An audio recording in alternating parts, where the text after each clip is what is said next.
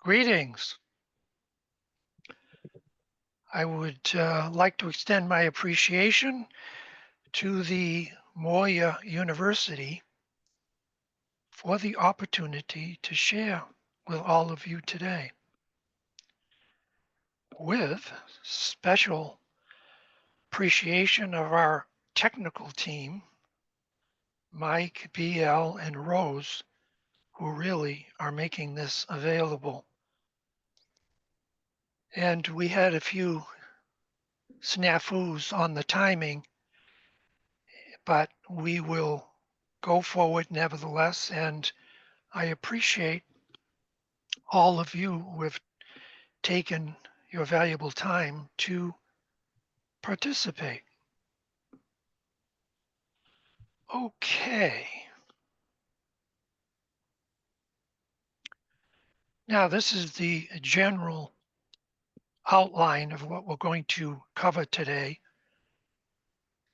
adding a few modifications and additions as we go along.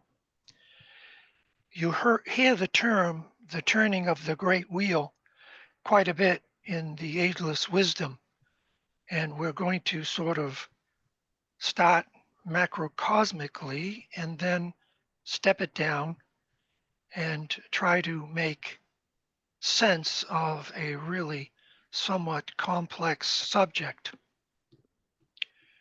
And then we'll get into the vortex and possibly the rays and planes if we have enough time.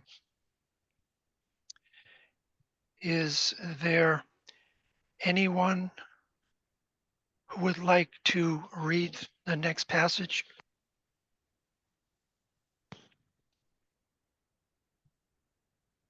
Michael, you're on.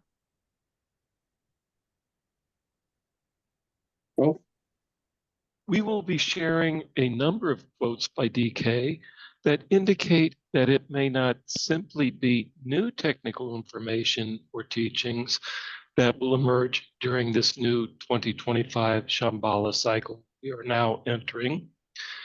As an advanced esoteric group, we must learn new ways of presenting occult material through both art, technology, and a new superhuman physics that is slowly emerging through contemporary science. The seventh ray must be used to ground out these powerful subjective and spiritual forces we are now being exposed to individually and through the many groups with which we work. Excellent. It's interesting. Science and art are often seen to be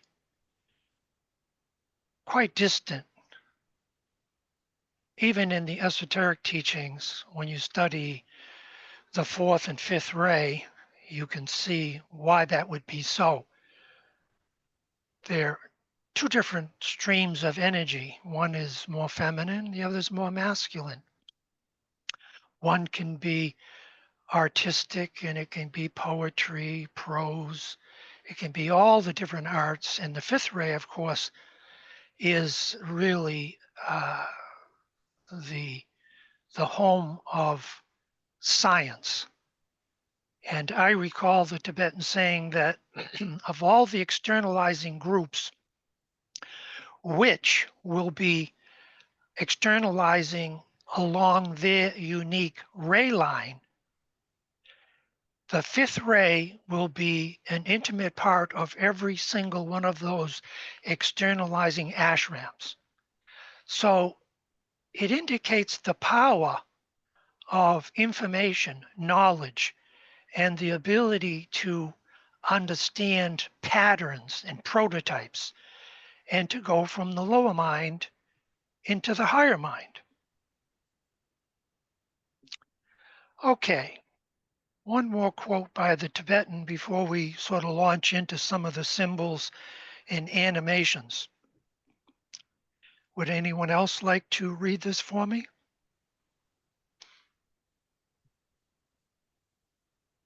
I'll do it. Thank you. Initiation and the appearance of the new art. The first major proof that humanity, through the medium of the majority of its advanced people, has undergone the first initiation will be the appearance of a cycle of entirely new creative art. This creative urge will take forms which will express the new incoming energies. Just as the period governed by the sixth ray has culminated in a world wherein men work in great workshops and factories to produce the plethora of objects men deem needful for their happiness and well-being, so in the seventh ray cycle, we shall see men engaged on an even larger scale in the field of creative art.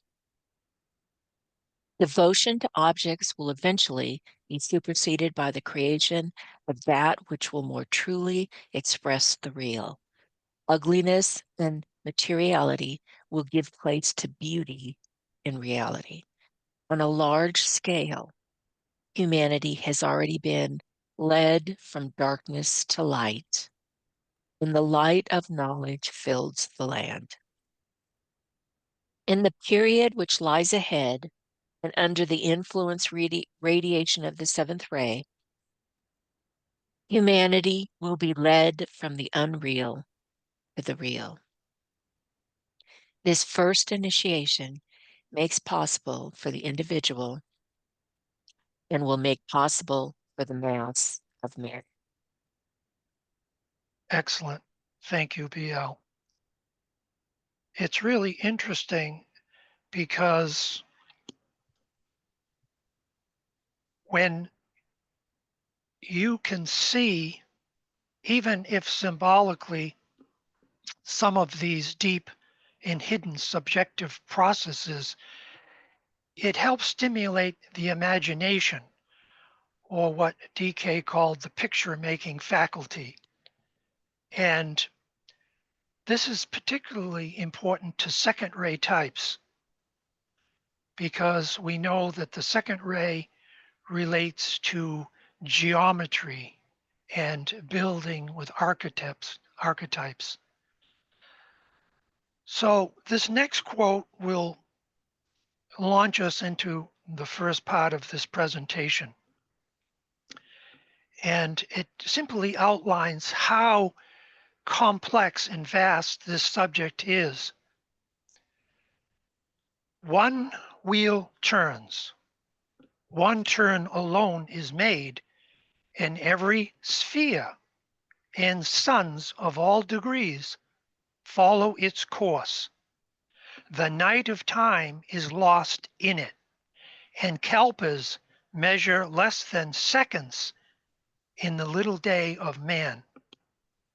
10 million kalpas pass, and twice 10 million Brahmic cycles, and yet 1 hour of cosmic time is not completed. Within the wheel, forming that wheel, are all the lesser wheels from the first to the 10th dimension. These in their cycle turn hold in their spheres of force other and lesser wheels, wheels within wheels, spheres within spheres. It's really only through the law of correspondence and the law of analogy that we can get a grip on these different dimensions. Because if we understand as above, so below, and that God is made in man's image, by studying ourselves, and I'm not referring just to the ego or the personality, but all of the different facets of who we are, it will lead in time through the portal of different initiations and to higher and higher vortice spheres.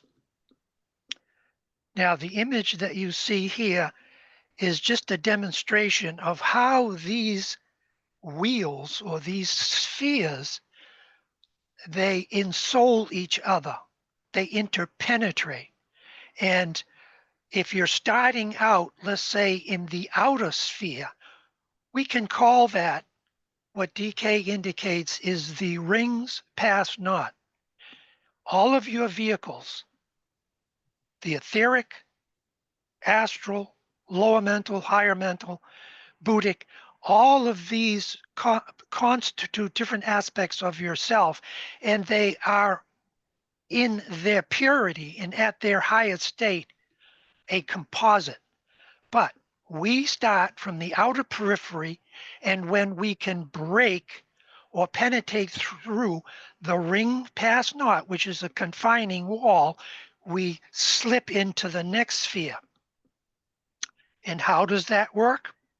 Well, it works. Energy pours in where you see the plus, the positive pole, and it pours down from the next higher level, which when seen electrically, it flips. And then when you master that sphere, electrically, the sphere flips again. So this is duality as seen electrically, this constant movement forward and the reversal of polarities.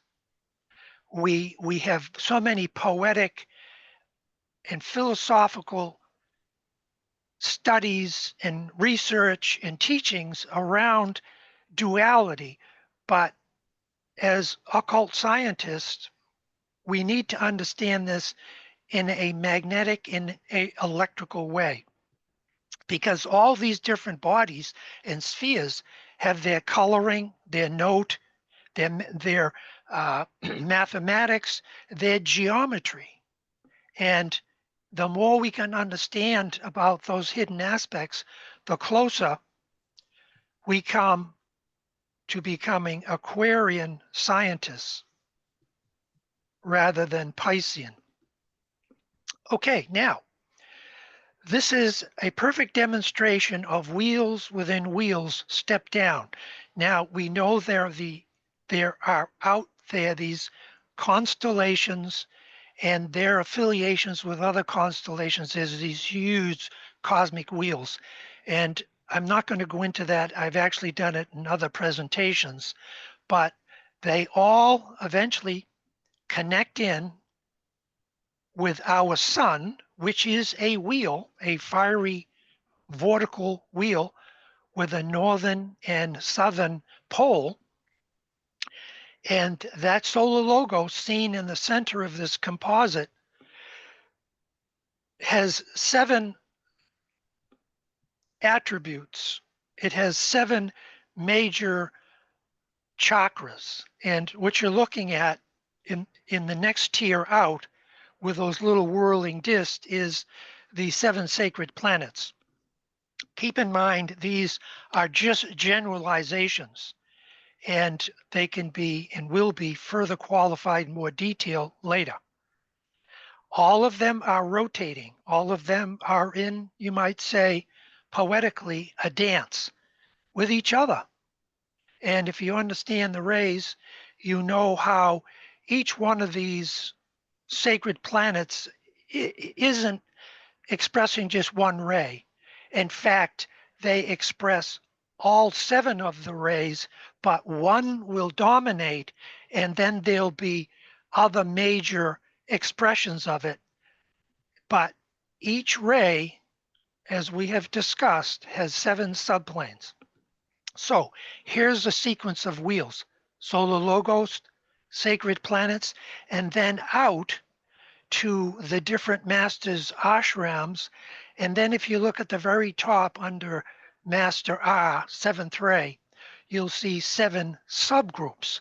It's sort of hard to see because the image is a little blurred, but you have 7-1, 7-2, all the way through to 7-7. And it's important to know not just what master you are being guided by, but what subgroup is predominantly influencing you. It helps in all of your work. And I know so many people that are in a subgroup of, let's say, the 7th ray, but they're not necessarily aware of other subgroups and what they're doing. So we're integrating with our group, but at the same time, we need to be aware, alert, and sensitive to others along that ray line and other groups that aren't necessarily on our predominant ray line. Okay, so now let's bring this down,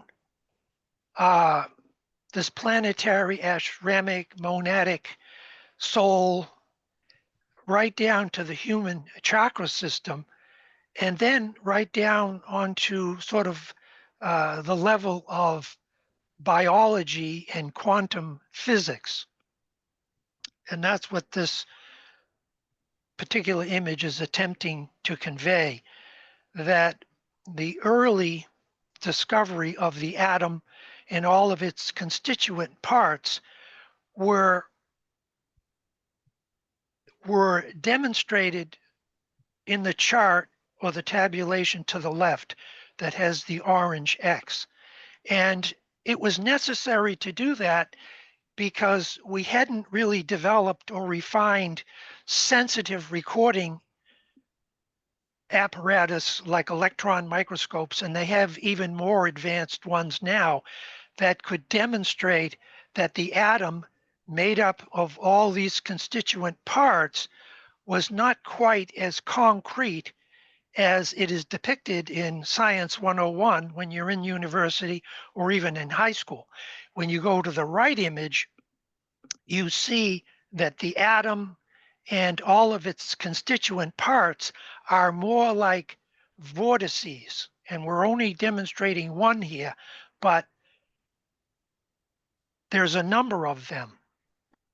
And again, and I apologize for being repetitive, this is a variation of what is called Roger Penrose's, a famous physicist who in the 60s, attempting to unify quantum theory and general relativity, came up with these mathematical formulas that he put into design form so that he could stimulate his students to understand that it's not as cut and dried as the early physics had outlined, that we're talking about many forces in the atom or atomic substance or structure that create what he called the twistor space parallels. And this is a good introduction to it right here.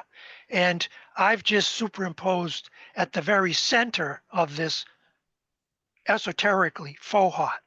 That Fohat is at the center of every atom and every conceivable type of energy in the universe, even if it's veiled. And it is the impulse that creates these different characteristics and qualities on an atomic and subatomic level. Some of this is a little technical, but we're going to move right into some animations that can give a more intuitive sense or in the abstract mind of these principles. Now, this is actually a picture of Roger Penrose's his helical shells that are all made up of electrical and magnetic and atomic forces. Now, I have taken a drawing by him in black and white, and I have taken the liberty of superimposing how the rays in the planes might look on an atomic or subatomic level. Now, part of this is speculation on my part, and part of it is based on some upcoming quotes and images that will demonstrate that not only is Penrose twistors accurate, because these twistors are a series of conical shells that are exploding and then imploding and breathing out and breathing in, and they do conform perfectly to the idea in the esoteric traditions of something being built and then something having the capacity to break down.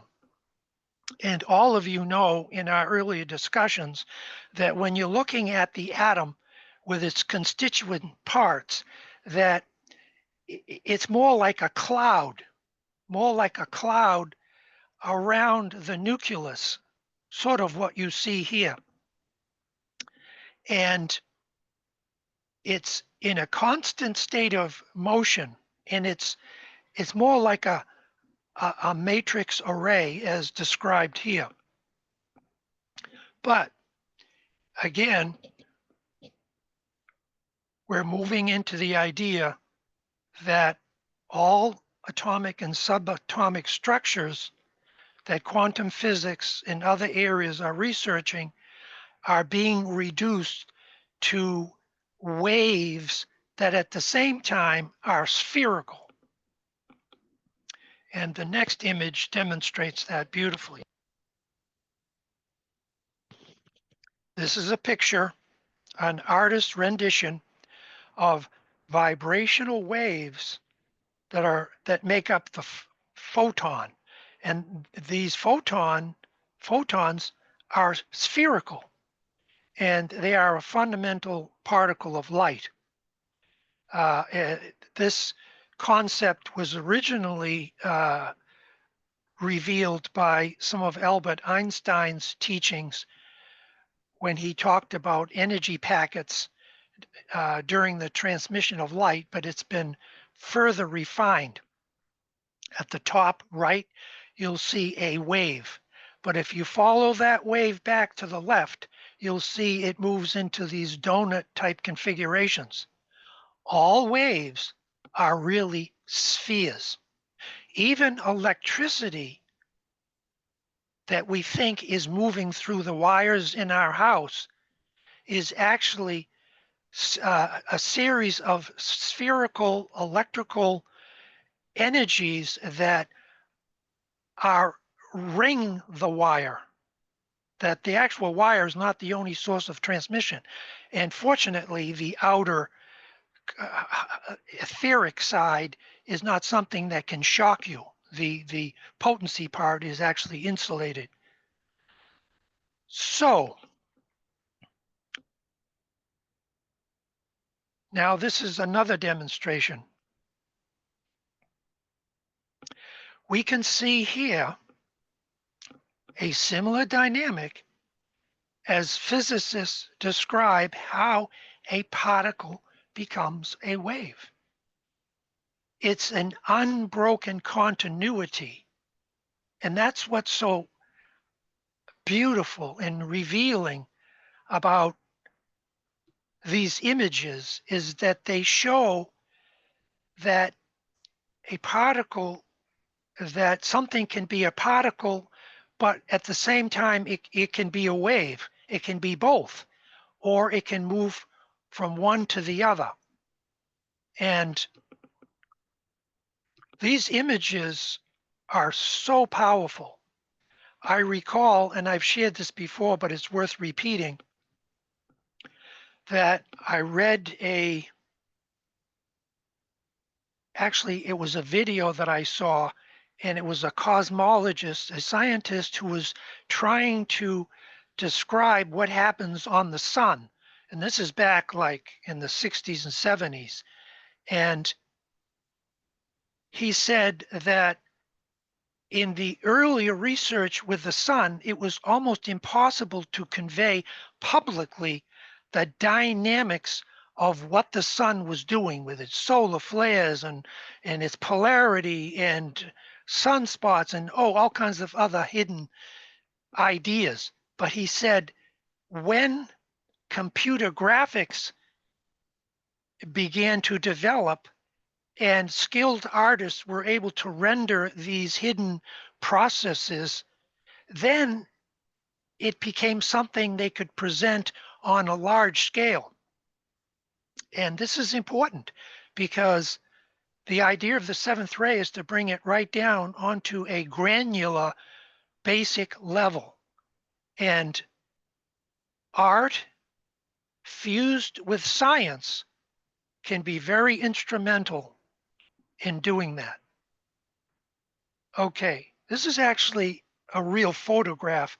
Again, there are more sophisticated ways of observing subatomic force, and I can't quite remember, but they're even more powerful than the electron microscope. The smallest sliver of time yet measured sees electrons fleeing the atom.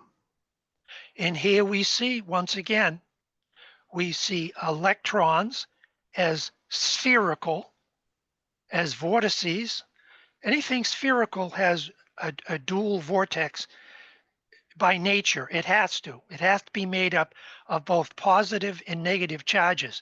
Even if we give it a positive or negative connotation, it always has inherently within it. To me, this is like giving birth. This is to me like a parallel or analogy of giving birth on multiple levels, or any level you choose to make that correspondence.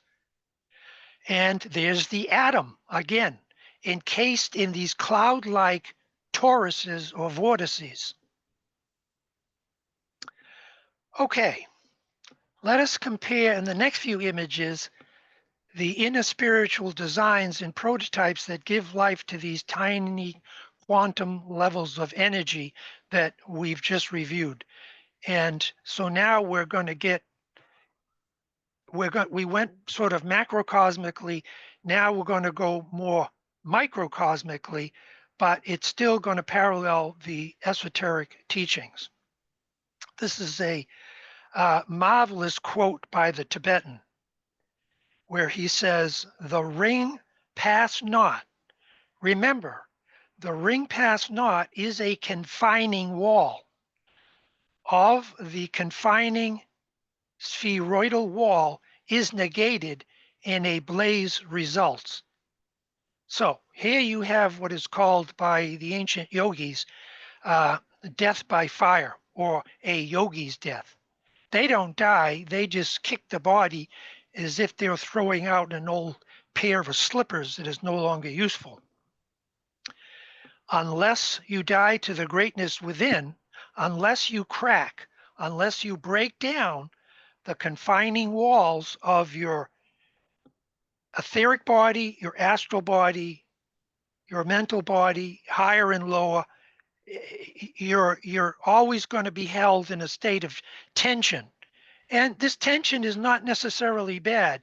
It indicates and demonstrates how much you've achieved in past lifetimes and where you are now at in this lifetime.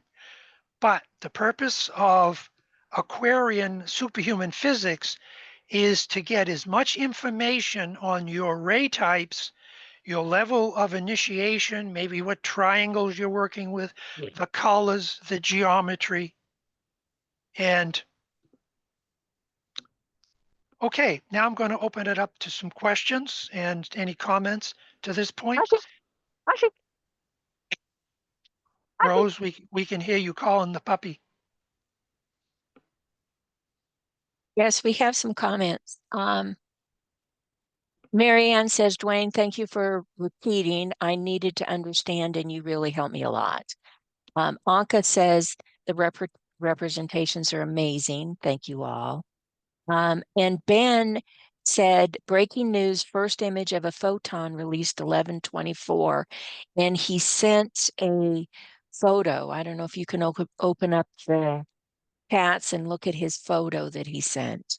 I can't, but the group can. Okay. Thank you.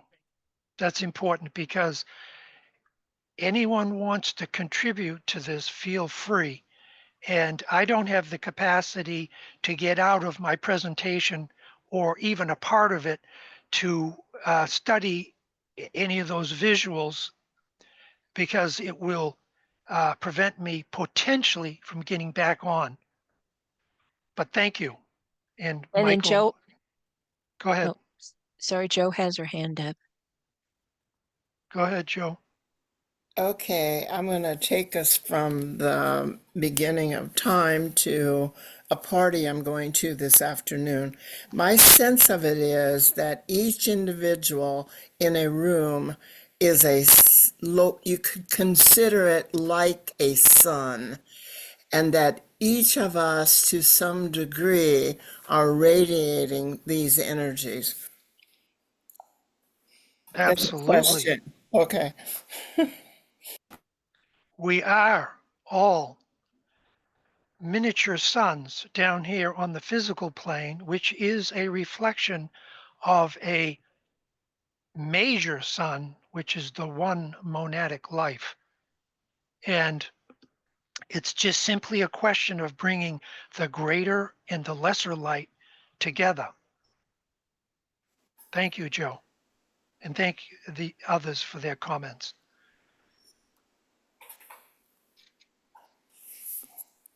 Any additional comments? Yes, Diana says, spheres within spheres. In the process of becoming, it turns out that we approach the realization everything already is. And then it is possible that this condition is just a new opening to a greater realization. Then, Excellent.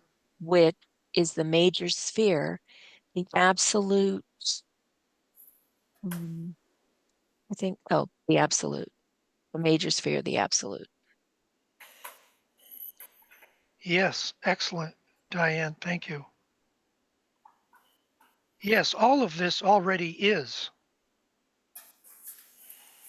And I am reminded of the quote by Rumi and Jung, and I've used it many times, but it's so germane that we need to stop looking for God. God is everything and everywhere. What we need to do is to focus on the clouds or the blockages or the limitations we've placed between ourselves and our own divinity. Alan's got his hand up. Go ahead. Hi there. Sorry if this is a bit of a rookie question. I've only been studying for like 2 years now, but I've always been very curious about when the Tibetan talks about geometrical forms. They come up so often in a lot of the books, the like importance of geometrical forms and that they need to be right. And you sort of mentioned them at the triangles that we're working with. Can you?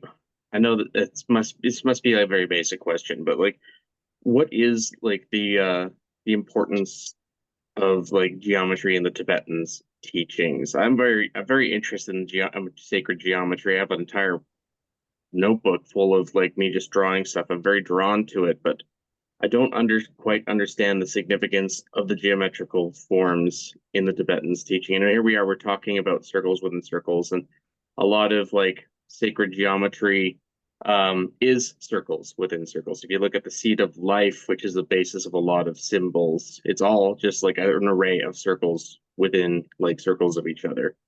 Right. You give a poor newbie somewhere to start on this topic.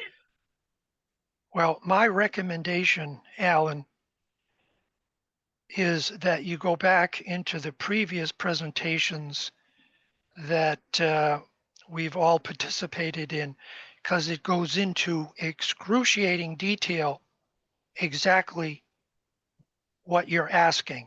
And Oh dear. I'm going to answer that question in a very, very limited way because it's an important question. But I just want to say one other thing before I jump into that. We're all rookies. When you look at the mass of information out there and the progress and the growth we have to undergo, anybody who doesn't come into these teachings with a sense of humility is either got a huge ego or they've just lost it. Or they're a high initiate, and in that case, they probably wouldn't say anything. They'd just be smiling. Everything in the universe has structure. And when you peer behind the veils, you find that each human being has a geometric side to them. They have a certain, their rays have a certain color, their rays have a certain note or sound, and their rays of their bodies, like the etheric, astral, mental, they have a certain geometry. And the masters can tell exactly where you are on the path by simply glancing into your auric field and seeing the purity of the color you've built in over many lifetimes, the unique and quality of sound, and the geometry. And what you come in with all these three departments, and there's others, you will not leave with the same. You will build in, you will expand. And the master doesn't have to tap into your thought forms or your personal life to see where you're at. All he's got to do is look into your auric field. So geometry is the main building quality of the second ray. So if you have a lot of second ray of love wisdom, and you have some seventh ray and other rays, you will explore that. And it can be innocent and simple doodles.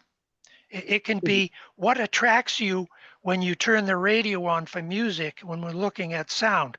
What attracts you, or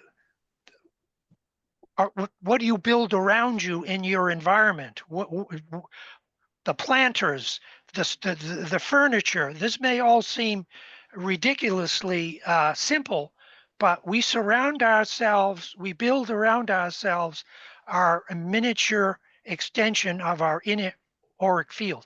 So that's my basic recommendation, Alan. You will not be disappointed.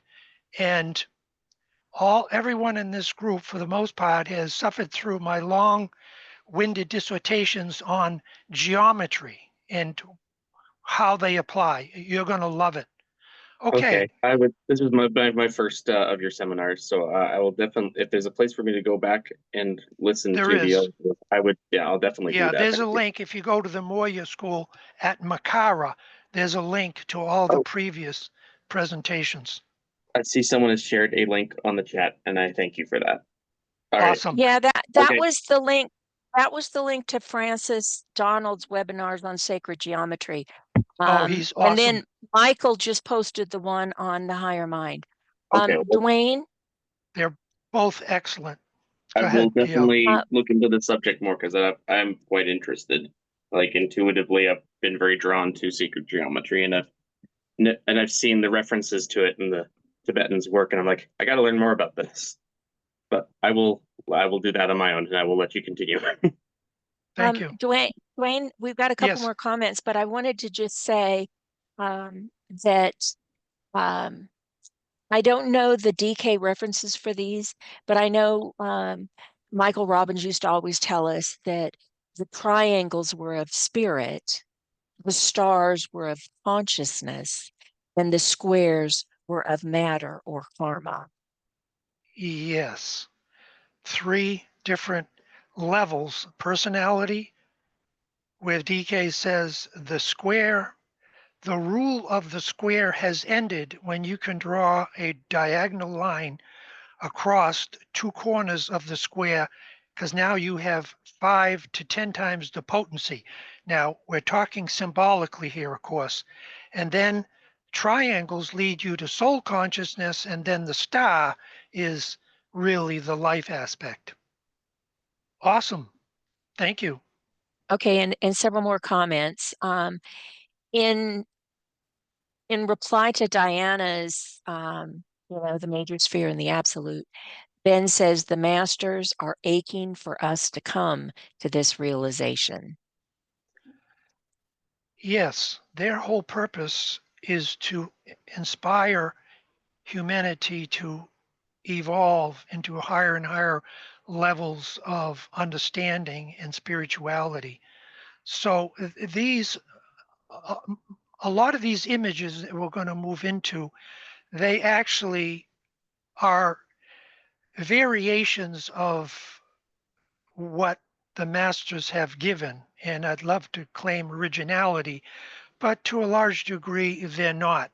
even if the masters didn't demonstrate a certain tabulation or graph, I've taken their words and put them into graphic form. And this ring pass knot is a perfect example. Okay, excellent. One last question. Oh, okay. Let me see. We've got a couple of grateful for bridging between esoteric teaching and science.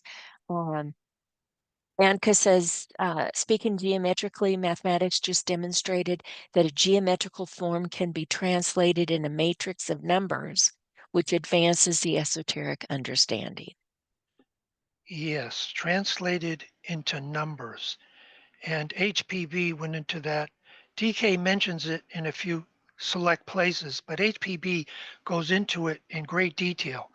And she says each one of our bodies has built in a certain amount of atomic substance of the higher subplanes, and that will indicate a certain sound, a certain note, a certain color, but also a certain mathematical formula. There isn't anyone who's vibrating exactly at the same identical mathematical rate. You obviously have a similar one or you wouldn't be in certain groups. But this is information and knowledge that HPB put out in sort of a veiled way in some unpublished material that came out, I'm going to guess, say 5 or 6 years ago, and it was purported to be held back until the race was ready. In other words, some of this information can be misused, and that's why it's closely guarded, and that's why it's only some of the more advanced aspects of occult work is only coming out now more exoterically. And I like to think on a very minor level, this involves some of the work we're doing here. Okay. Now, what we're looking at is the Babbitt's ultimate atom, also called the divine Anu. This was Ledbetter's contribution along with a number of other important shares.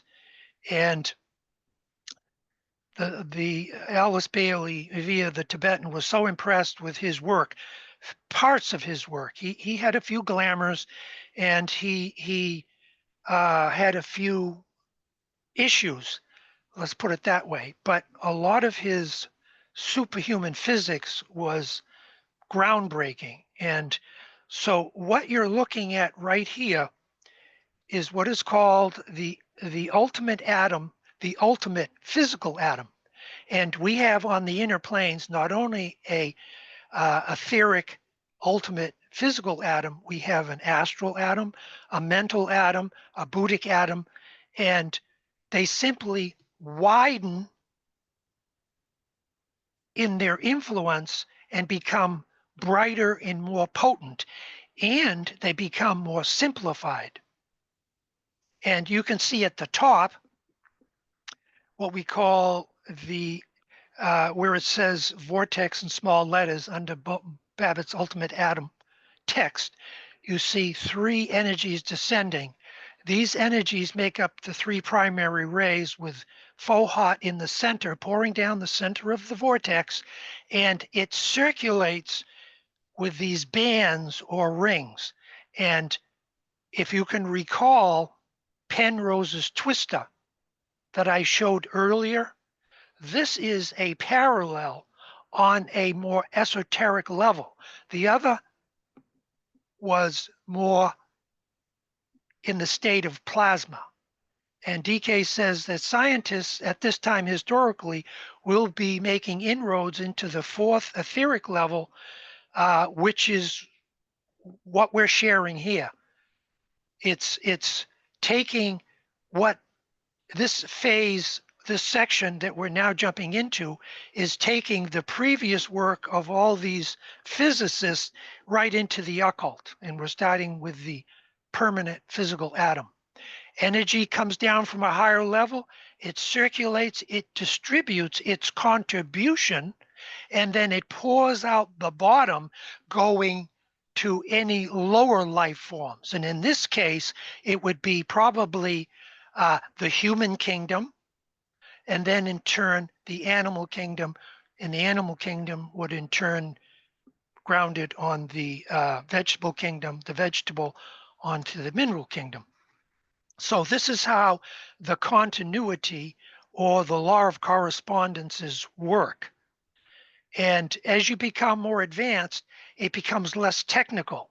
In other words, the 7 rays demonstrated here with its 3 primary rays showcased. If you look at the bulges, you'll see these 3 main cables, and the 7 becomes the 3, and then at these higher and higher levels, the 3 become the 2 becomes the 1. Everything is an extension of Fohat, or cosmic electricity. So let's look at this in a slightly different way. Looking from the top down through the throat of the previous image, the ultimate atom, we would see these spirali, or energy bands, would look something like this, what you're looking at right here now. Multiple levels. Here we see a composite of rays and planes that look like a self-generating fractal, where the highest and the lowest levels of the rays and the planes meet and fuse. So when you look at this, the black dot at the center of the composition, or the shell-like formation, is Fohat in its unmanifested state. And then as the descent of Fohat comes down through these different levels, it stimulates matter into these lesser attributes or vortices. And they in turn give birth to lesser vortices. You can see this in water flows. If you stand by a river that's slowly going by and you watch, if it hits an obstacle, it will cause a counter-rotating force. If you are able to follow that counter-rotating force further downstream and it hits another obstruction, you'll see in most cases it will rotate in the other direction. And this is the natural polarity in all movement of living things, is to always be trying to balance itself, sort of like a dance. Okay, so let's take this conical shell-like design and just briefly see how other traditions have used this shell-like formation, this vortical dynamic, in Tibetan Buddhism. The conch shell has survived as the original horn trumpet since time immemorial. It is one of the main emblems of Vishnu, second ray, and her conch bears the name Panchajana, meaning having control over the 5 classes of beings.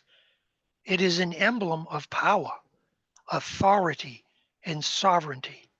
Today, in its greatly diminished and tamed version, the conch shell is used in Tibetan Buddhism to call together religious assemblies.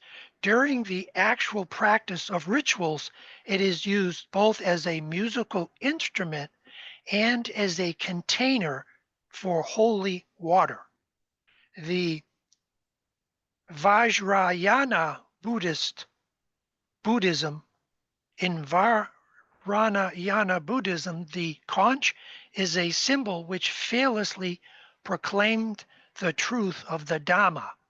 It stands for the fame of the Buddha's teachings, which spread in all directions like the sound of the conch.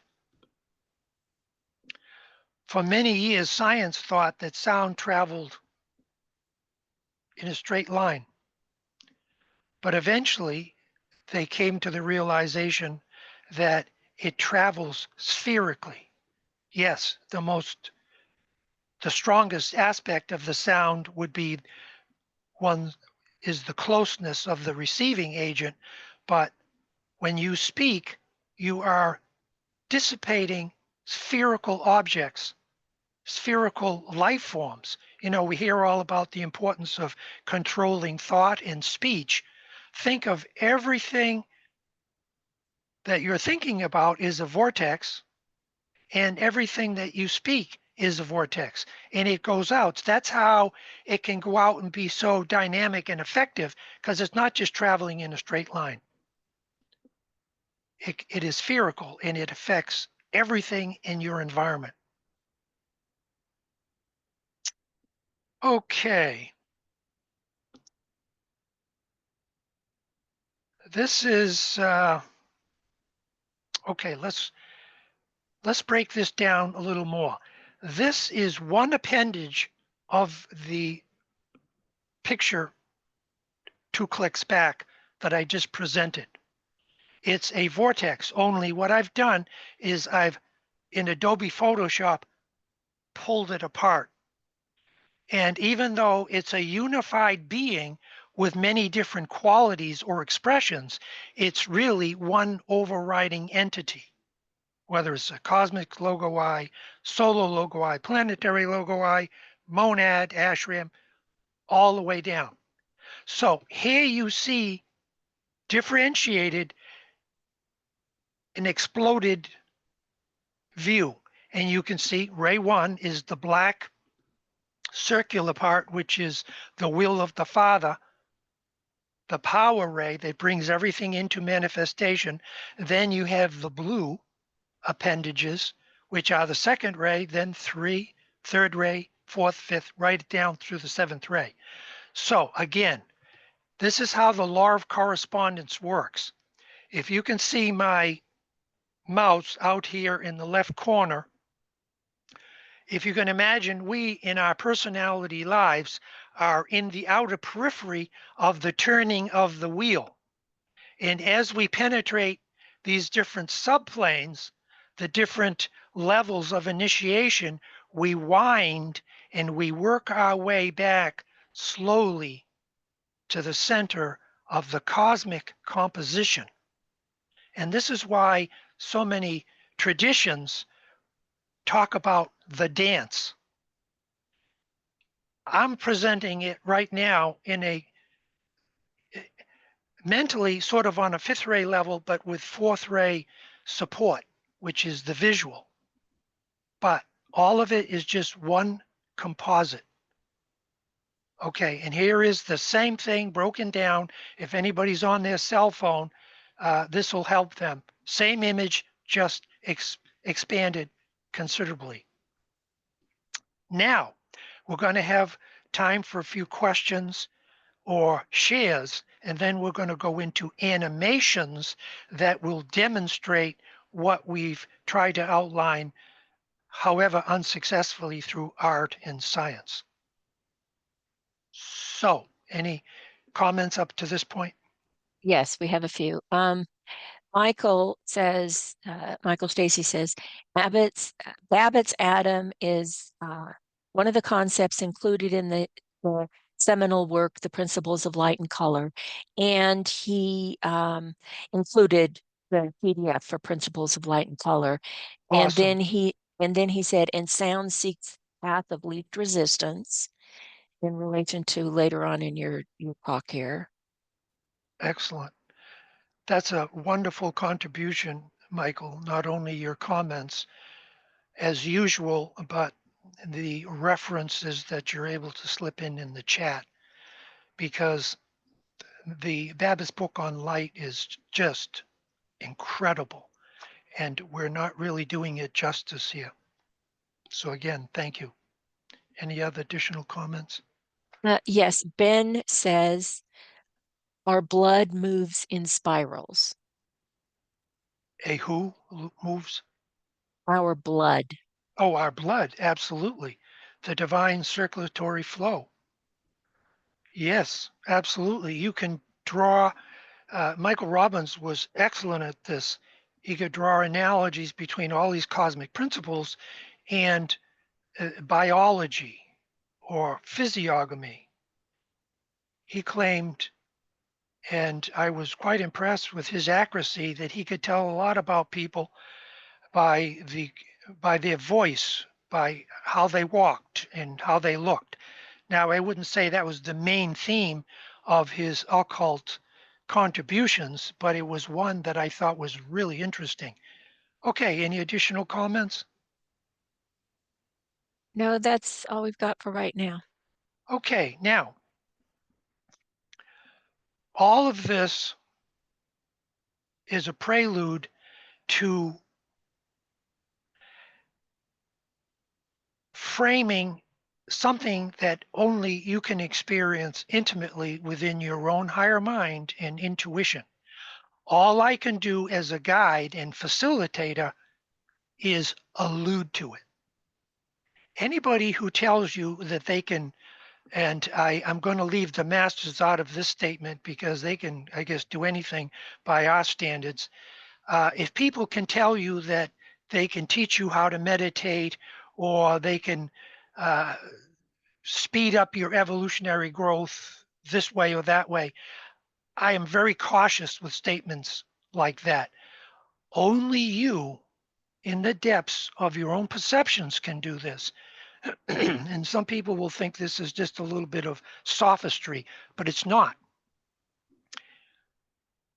You wouldn't be here if you had not wrestled out of your own inner self so many truths. And all we're attempting to do here is to make more visible for the second ray types what is going on behind the scenes. And all of you have had experiences with light, color, sound, and my goal in some small way is to help build that. Okay. And these animations, there's going to be several of them, and some of them are more second ray, and others of them are more first ray. And you'll notice the difference. You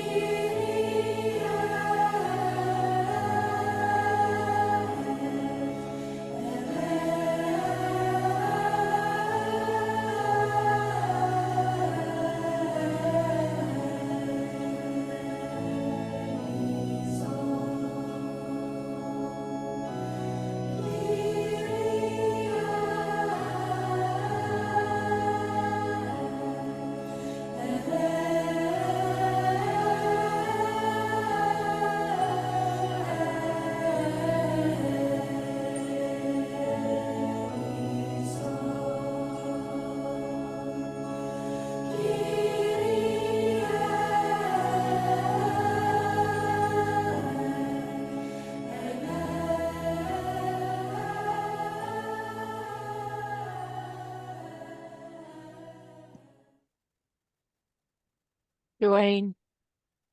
Would anyone like to share? Yeah, I would. Number one, I have some comments, but thank you. That was Michael's song, and Yes. it was like he was visiting us. So, Oh, yes, yes, yes. Thank you so much. all right, somebody else is going to have to read the chats because I have to go cry now. Oh no. Um, If you're weeping, that indicates, because big girls do cry, you got it. To be moved by your own space, your own interaction with this. The image isn't doing it, you are doing it to yourself. Okay, excellent. Thank you, BL.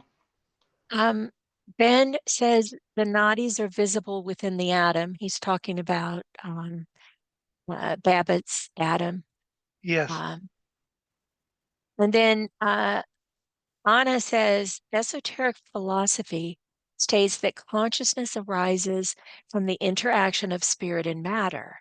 So whichever of the seven planes of spirit matter life is functioning on, the dynamics of consciousness operate in the perpetual space related to that plane, a different kind of space. A sensory As sensory impressions from the outside world reach the brain in the form of electrical signals, brain transfers them into a higher dimensional structure in non-physical space, then the geometry of the space is the basis of conscious thought. Awesome. I don't know what to say. That's such an incredible statement, and it's so true. A little further, thank you, Anna. A little further in our presentation, we're going to get into the rays and the planes. And just to go back to what Anna mentioned, you have this positive, and negative polarity, and it creates duality. And the positive in the occult pantheon is the rays, and the negative is the planes. And how they interact is very important. Okay, excellent. Any additional comments? Yes, Anna goes on to say, as consciousness is focused in concentrated thinking or meditation, it moves further down the fractal hierarchy of the brain, the frequency of the electromagnetic signals increasing dramatically until they are so rapid that consciousness can be said to be operating independently of physical brain matter. Yes, exactly. We use the lower mind as a building agent, but we have to learn at some place how to disconnect from that lower mind, not to snuff it out, not to destroy it, but to have it as a recording agent, because it cannot go to these high austere levels that Anna is alluding to. Yes, a fractal hierarchy. And we're going to see that in our next animation, a fractal hierarchy. Okay, any additional comments? Michael has his hand up. Go ahead, Michael. Yeah, that last animation was awesome. It reminded me of how the systemic laws are about substance, matter, and form. And the image that was being projected, very much reminiscent of the law of vibration, the first systemic law, Yes, which expresses through the second law, which is the law of cohesion. And I referenced the music then with the law of cohesion. excellent. Wonderful share. Thank you so much, Michael. And the animation that we saw was one of favorites by Michael Robbins, as BL pointed out. And it's based on the idea that Fohat can be seen as a drop of inspiration or power or electricity into a still pond. And it sets up these concentric rippling circles that, starting from the very highest levels, slowly, rhythmically work their way out to the outer periphery. And we have to honor some of the statements that are not well understood in these ageless wisdom books. And one of them is when DK talks about the soul, the divine ego, he says that it palpitates rhythmically on its own plane. It has a rhythmic in-breathing and out-breathing.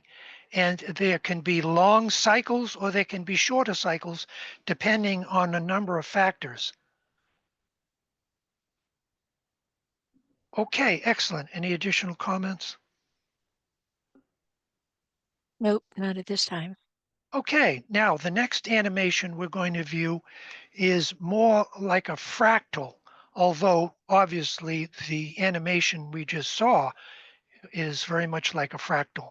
But this is speeded up a little, and it's I won't say it's a different ray expression, but it gives you a slightly different view of the same process, but more to me like with flashing fire or even triangles.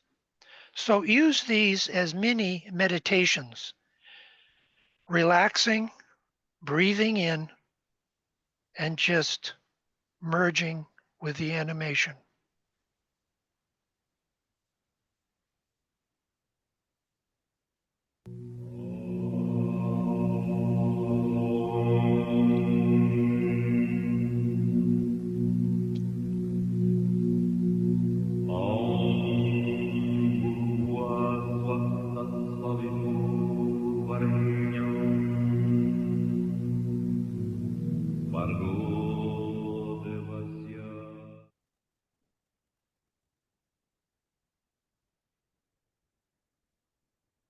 It's interesting because some of these animations, if you really observe carefully, you'll see that they appear at first to be rotating in a certain direction.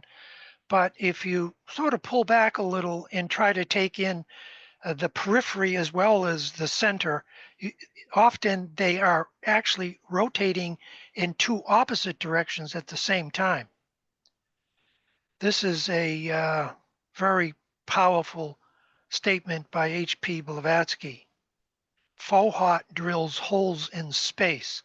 Once again, the little black dot is the unknown, the unborn, the uncreated, to quote the Tibetans. And it brings into existence everything else. And this is Fauhat manifesting and exhibiting the first ray. You'll note it's the color red orange, which is normally associated with ray 1, not the only color, but normally. And then you have electricity.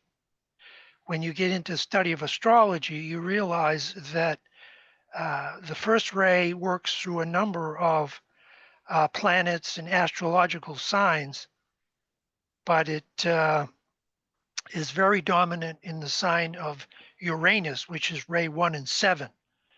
And Uranus can have a slow, methodical side to it on the 7th ray level, but it's usually associated with the lightning bolt of the intuition or the father just zapping you as you're going through your daily life. And you can be studying the teachings, you can be doing a meditation, or you can be out walking along a lakeshore at sunset. There's no rules to when the monad via the soul decides it wants you to know more. In fact, sometimes it happens quicker if you're not over studying. And I've seen that in myself, I've seen it in others, that they get too much information and it begins to block out the Devic and the angelic kingdoms, which according to the Tibetan are going to be two of the key hosts that the reappearance of the Christ and the externalization of the hierarchy will bring for the purification of not only us individually, not just the groups with which we work, but the whole entire planet. And we've discussed the angelic and Davic evolutions quite a bit, and we will always come back to their contribution because they work primarily through color and sound. Although contrary to popular belief, the Devas actually work through the fifth ray. There are fifth ray Devas, very advanced, very high level, and the lower mind has taken a beating, often in occult circles, as being trivial and unimportant. No, the mind is the builder. The mind is the foundation of which without you cannot launch yourself through advanced meditation into these other more powerful places. Okay, any additional comments before we go to the next animation?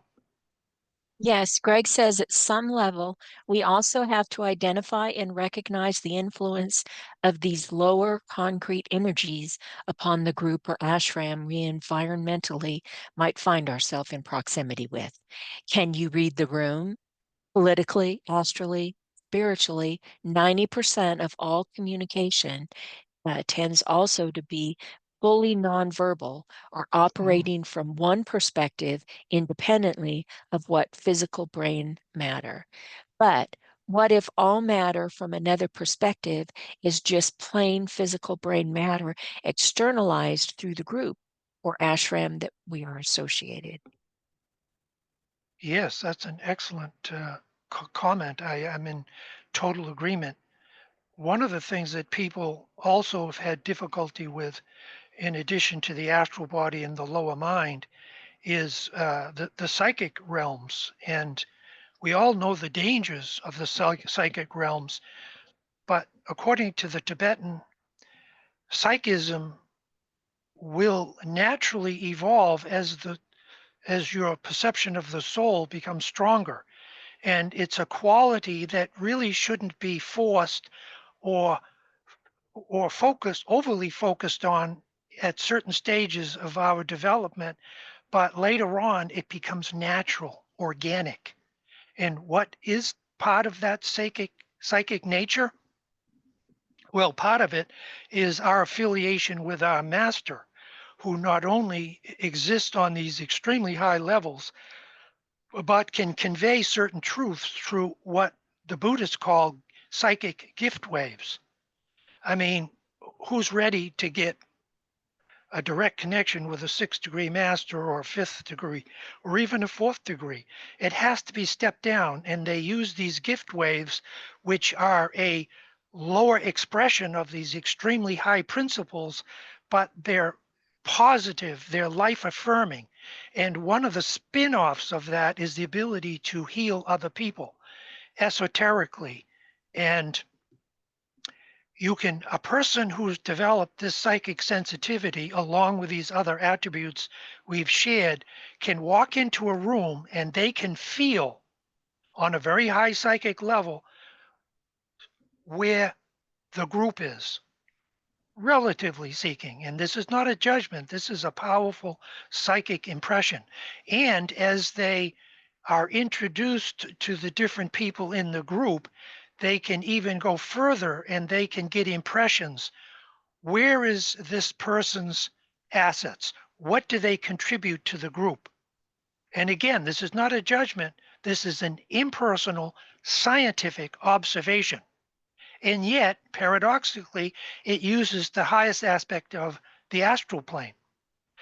And what are their liabilities, or what DK used to designate as our villainy?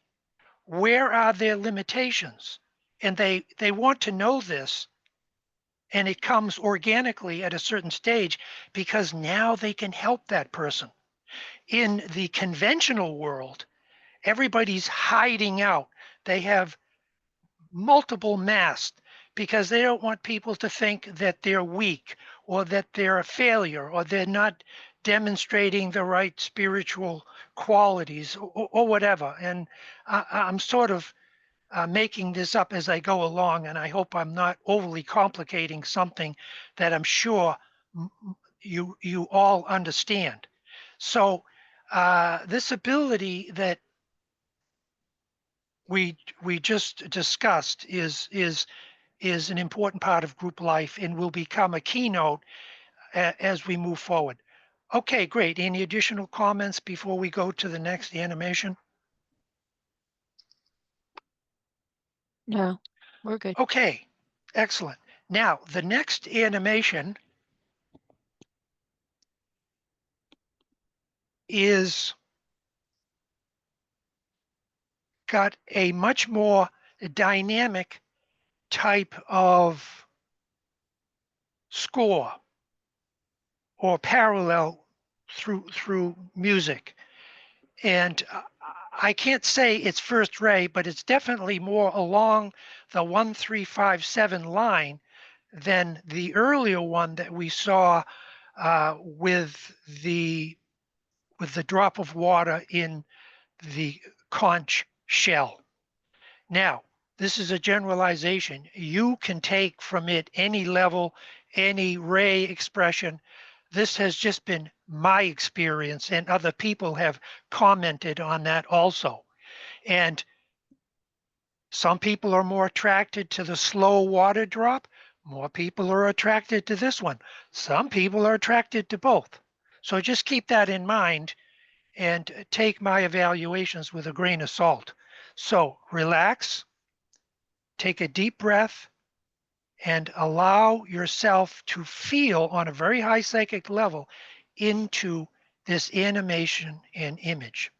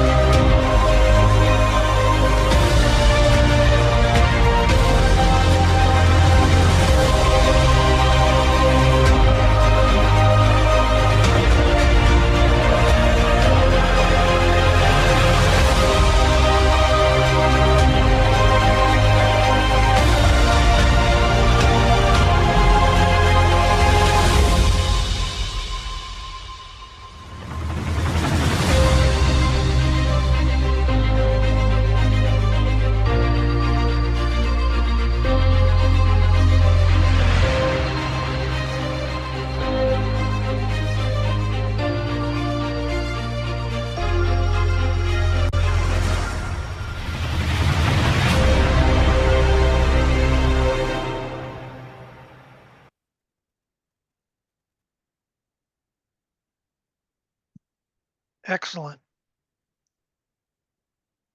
Would anyone like to share? Nope, nothing yet. No, I will. This is Sandy. And take your time. There's no rush. I don't know if you can hear me.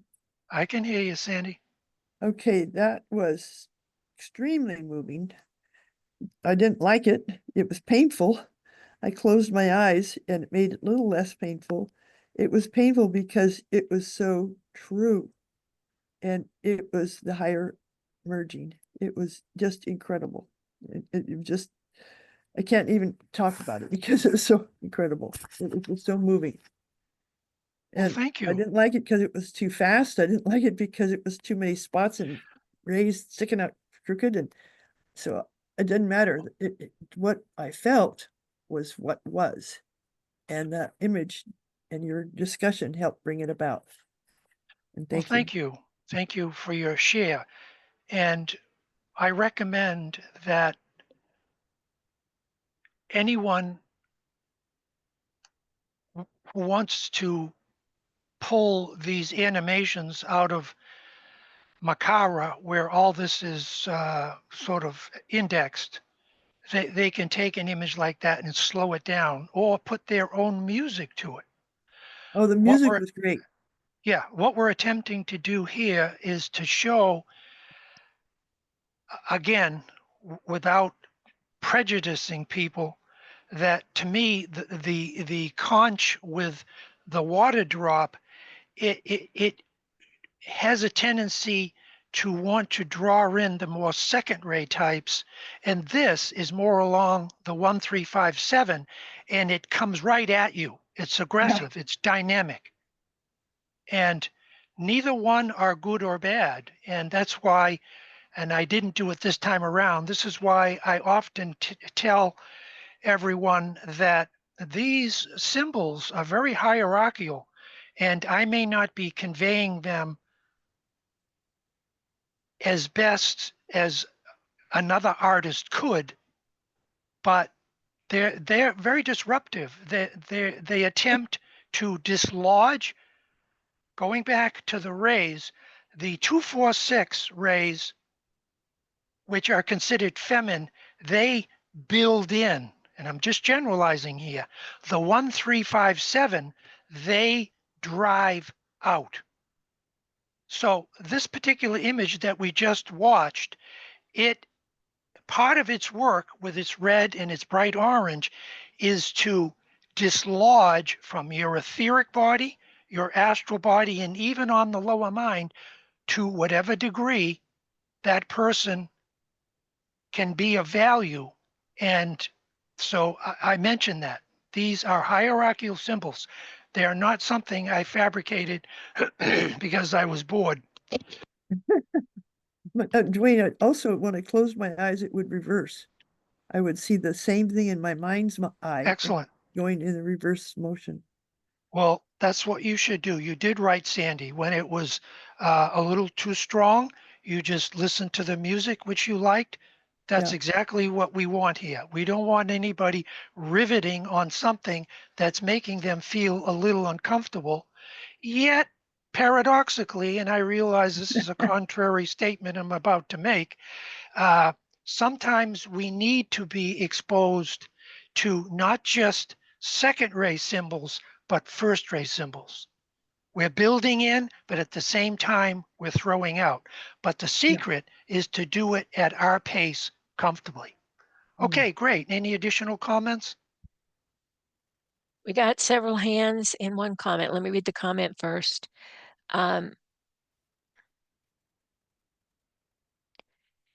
Anna says, by irradiating the human imagination that has atrophied, spiritual men might restore to it the supple, winged condition it requires if it is to come within light years of truth. They might return to our inner eye, spaces we have forgotten exist, crowded with presences, the knowing of which can become an assurance of our spiritual relationship to reality, which waits for its perfection in the response of our love. Oh, that was beautiful. Excellent. Occultly so accurate and yet so poetic at the same time. Yes, the idea of stimulating the pineal and the pituitary gland are important, and it happens through advanced visualization. And it can be images that someone else created or the hierarchy shared with humanity, and our level of sensitivity will determine what we get out of it. And everybody comes to these sacred hierarchical symbols differently, and it will stimulate what level they're on to get to the next level. And there's so many different levels, you can't really classify them as oversimplified as I have. Okay, good. Thank you. Any We got a additional couple of comments? hands.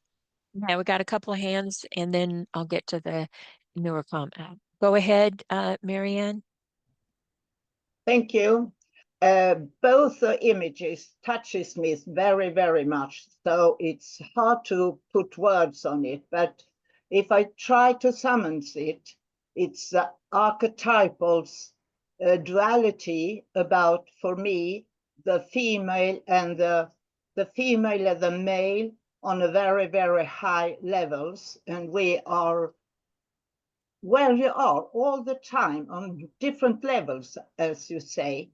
And so you need both of them, or I need both of them, the slow to the soft lines, and also the high, and this different music, the higher speed and everything. So once again, thank you very much for your images and your teachings. It helps me very, very much.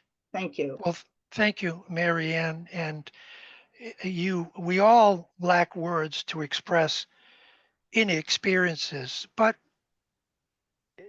we need to try and do the best we can. And Marianne, you were very articulate about both images and the importance of archetypes. And this is truly, these images are mazes. And we are working our way through these mazes. As everyone knows, or these mandalas, you enter at a certain point, and even though the journey is different for each person, there are certain aspects that will be similar. And what are those aspects? The initiations, the use of energy, the ability to visualize. If you can, the idea with the second ray types, and that's not to say that they don't have a lot of first ray or any of the other rays, but if second ray types, according to the Tibetan and others, can visualize things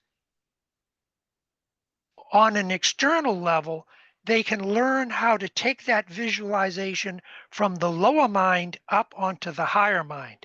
There is the bridge. And there are many levels of interpretation, and one of the new discipleship training techniques by the Tibetan, he's outlined the second one in a series in Cosmic Fire, is the development of the new visualization. And I like to think in some very small way, that's what we're attempting to do here. But I'll let all of you be the judge. Okay, any additional comments? Yeah, we have Heidi, go ahead.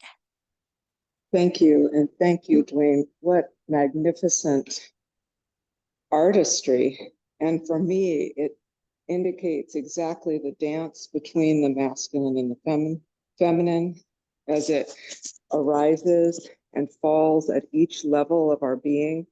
And so for me, the feminine is the receptive aspect, the ability to hold steady, while the masculine is actively using the higher mind and not getting disturbed by what might be occurring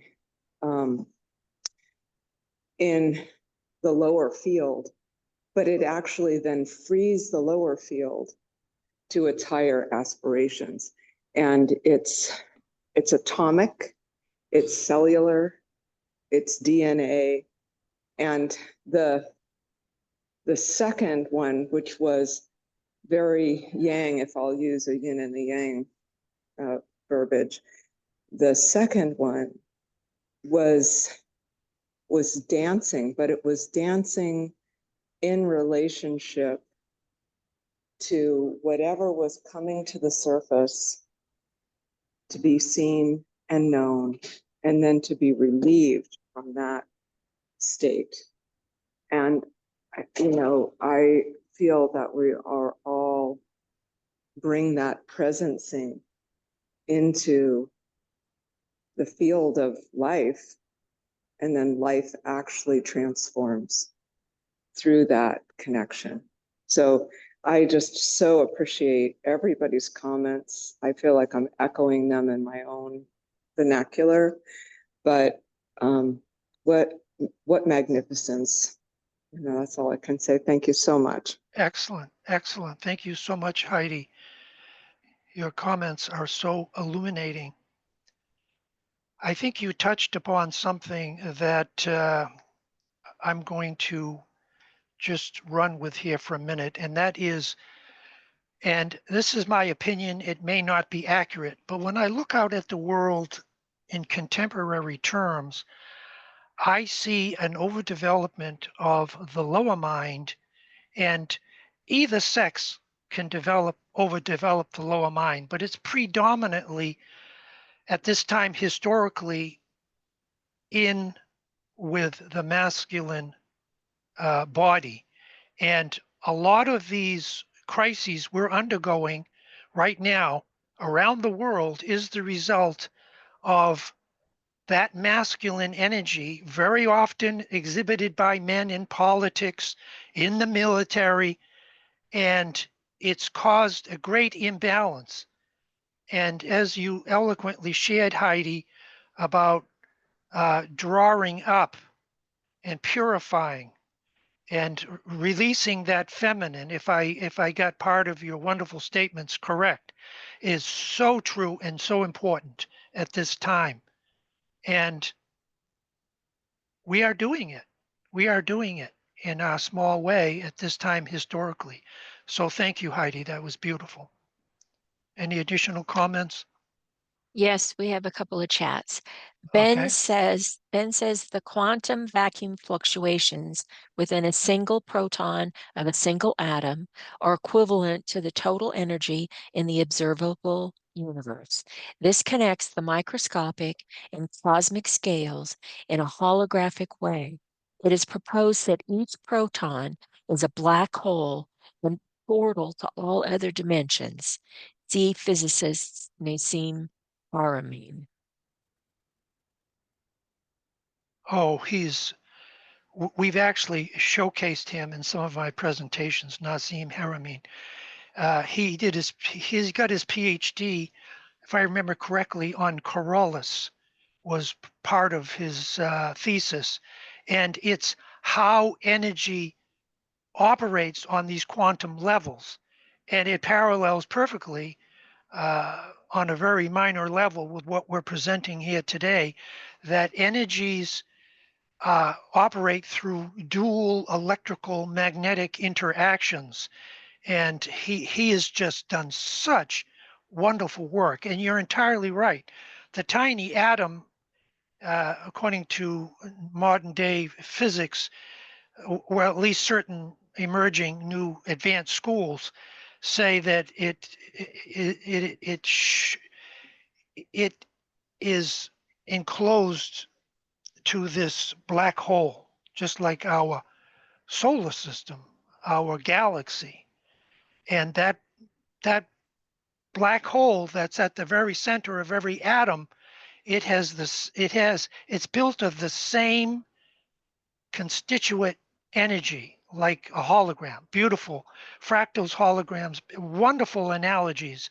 This is the new law of correspondence seen visually that DK and other masters have talked about, but were unable to express because they didn't have students or technology to really bring it out. So that's a wonderful statement. Thank you, Ben. Okay, And then one more, Anne and then Veronica, we'll, okay, we have one more, just one more. Anne Yep. Veronica says the birth and death of a star in the solar system and the birth of solar system. that's it. You can look at these images or you can look at yourself and you can see an isolated aspect of reality, or you can blend into it and you can become the whole fusion.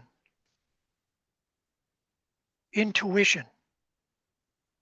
Sometimes when you're reduced to words, it's not because you don't have anything to say, it's because you get it and you say, well, It's impossible, just totally impossible to describe what I'm experiencing. Well, that's why the aphorism may be somewhat true. I guess if you look at it from a certain direction, when it is said that those who do not know speak, and those who speak do not know, that's sort of a Zen koan type thing. And I suspect we will eventually have those who know and can speak, but they'll speak a new fiery language that stimulates the heart, and it brings forth our trust and brings forth our yearning for freedom, liberation, and we're willing to undergo the discipline and the, to quote the Tibetan master DK, repolarization. We're repolarizing ourselves day to day, week to week, month to month, electrically, even if we put it into other terms.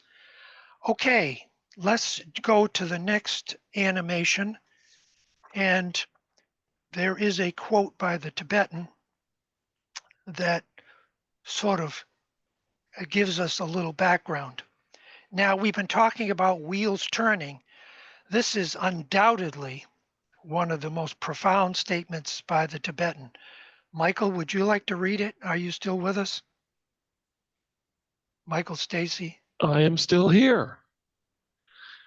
The entire question of the revolving wheel, with its dual action and its dual effect upon consciousness, and therefore the whole problem of the three decans and their rulers in each sign of the zodiac, must remain a difficult and abstruse problem until such time as astrologers have developed a four-dimensional consciousness and know the true meaning of the biblical phrase, the wheel turning upon itself. In reality, the wheel does not turn like a wheel in a car, either forward or the reverse. It turns every way and both ways simultaneously. This fact is, as yet, an impossible one for the human consciousness to grasp. The complexity involved in the progress through the decans, conditioning also the rulers, is to be found to be based upon this multiple action of the wheel. The wheel, therefore, moves not only clockwise, but both ways at once, and also at right angles to itself. Thank you, Michael. Excellent. This dual action of the wheel in this quote relates not only to the decans astrologically, but it also relates to the disciples' progress on the wheel going around the astrological signs. And I recall the Tibetan saying that when you're doing personality integration, you're mainly going around the astrological wheel like Aries, Taurus, clockwise. But when you reach like the third initiation and you're becoming initiated by the soul, you reverse that wheel and you go around the astrological signs in the opposite direction. And BL, if you'd like to add anything to that briefly, please do, because you're the astrologer. Well, it's just a hard concept to understand, and we think in our little minds when we try and wrap it around it, we think in terms of the exoteric rulers going the one way and the esoteric rulers going the other, and that's the conflict that we face when we awaken to those esoteric rulers and the turmoil that happens as we're working on the second and third initiations. So it never, the awakening to the esoteric never negates the exoteric. They have to learn to work together, and hopefully with the exoteric expressions at the higher levels as the soul controls. Thank you, BL. That's excellent. Okay. And Now, Joe has her hand up. okay, go ahead. Go ahead, Joe. This one is different.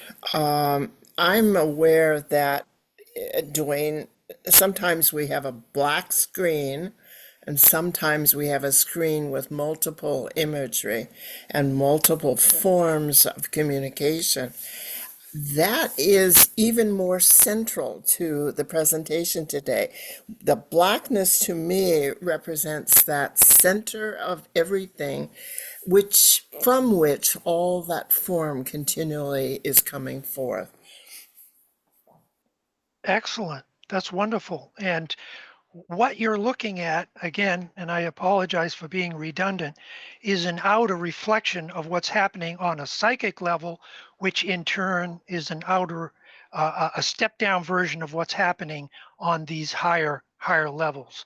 And our perceptions and all the animations, they only assist in this, but all the it's your perceptions that create this, and you can just drive right through this. You can create your own screen and your own experience, and that actually is the purpose of this, as I mentioned a little earlier. Okay, excellent. Now, Sandy, the next animation that we're going to see is also got the same music, so I'm giving you a heads up. It's got the same dynamic music, but with a different animation. And what this animation does is it attempts to show multiple wheels turning clockwise, but also counterclockwise. Or if you have any background in white magic and alchemy, it's actually like a serpent swallowing its own tail. Now, again, I don't think it's possible to really, at this point, show a wheel fully turning upon itself, going in all these different directions. But this image is so powerful. You'll see why HPB, when she created the theosophical glyph with the six-pointed star in the center, in the outer periphery, it has a serpent swallowing its own tail. Or you've heard stories and you've read passages about serpents of wisdom and how Makara, the half this and half something else, they all relate to the serpentine dynamic. And that is that evolution is unfolding in a twisting, rotating holographic fractal. And again, this is so difficult to render in any type of animation. And I did not create the next one, although I did modify it slightly for these purposes. But take a deep breath, relax. If the music is too strong for you, just shut it right down and go with the visual, because the visual is off the charts in its potency. Okay.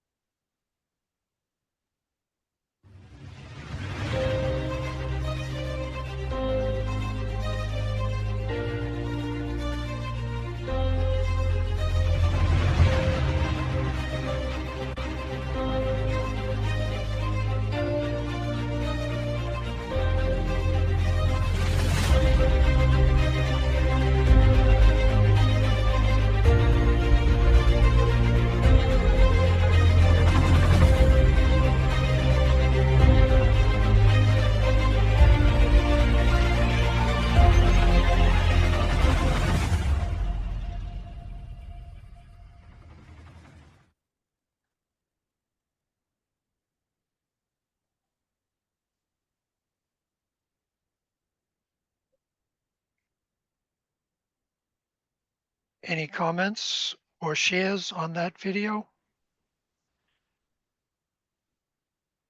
Rose has her hand up. Go ahead, Rose. That one I sort of like affected something in my head.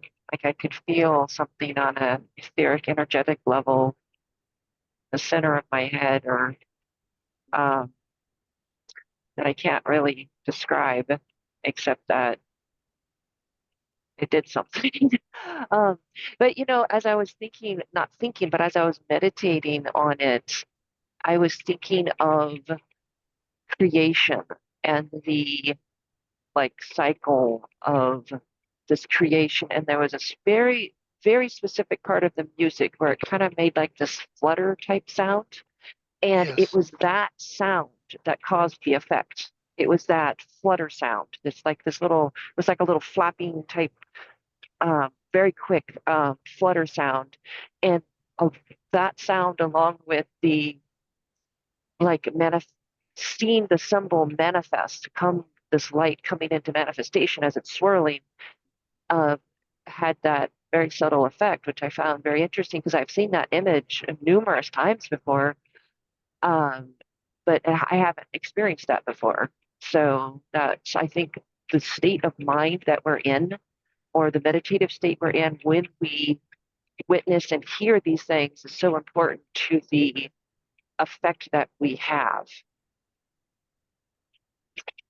That's Excellent. all. Thank you. That's wonderful share. We can be affected physically because of the etheric body when high energy or a new energy impacts us. It can affect the physical, the emotional, the heart center in the torso. And it can also affect, when a person is ready, the heart center within the head. You have what is called these vital airs or cavities within the brain, and they're psychic, and they will reveal certain notes or sounds that parallel either light or something you're observing. And I can't say conclusively that this is what you're experiencing, Rose, but it's not uncommon to, amidst the chaos of somebody else's music, which you may like, you hear either your note, some aspect of your sound signature or sound makeup. So thank you, Rose. That was excellent. Okay, one more share and then we're going to close. I think you said, Michael, we have to stop a little early. Yes, and he just reminded you that, let me Yeah, see, we should it's wrap it up. about, we could wrap up and by 55, that would work for Okay, people to get to perfect, meditation. perfect. That's perfect. Okay, Ben says when we do group alignments, it looks like this. Yes, to make the impersonal extremely personal and not just meet and greet on a personality level, but you're meeting other people's soul qualities. You're meeting other people's minds, the beauty of their minds. And it's not just that certain people can articulate in great detail. Even those who are just passively watching are thinking, I can guarantee you, and feeling. And this is what creates the group life. Okay, excellent. So now We we're have, going to go ahead. Yeah, go ahead. sorry, We're good. we have, Magda has a question. He says, so all this I have to conceive the Urobowl, the self-eating Ouroboros, I think is what, the self-eating Yes, serpent wheel movement as clock and anti-clockwise through the 12 signs in a present continuous time. Yeah, that's a good way of looking at it. excellent. And That's then excellent. Go Heidi's ahead. got her hand up. Yep. Heidi, go ahead. Just quickly, is that to me, it indicates what appears to be two has never been two. It has always been one. And it continues that through all of the different phases of its evolving process, and where everything is connected to it. That's it. Thank you so much. Oh, excellent, Heidi. Thank you. I'm reminded of the saying, if I can get this correct, when the student is ready, the master will appear. When the student is ready, the master disappears.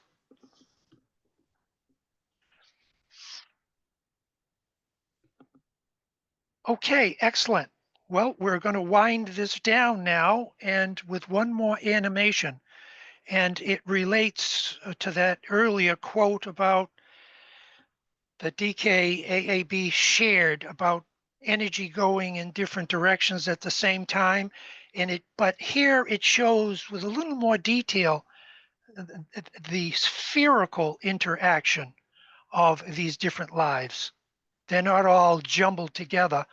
They're sort of separated so that you can see they are connected by these semi-permeable membranes or auric fields, but they're really one organism. There's your two in the one, or your multiple in the one. Okay, excellent. So take a deep breath, relax.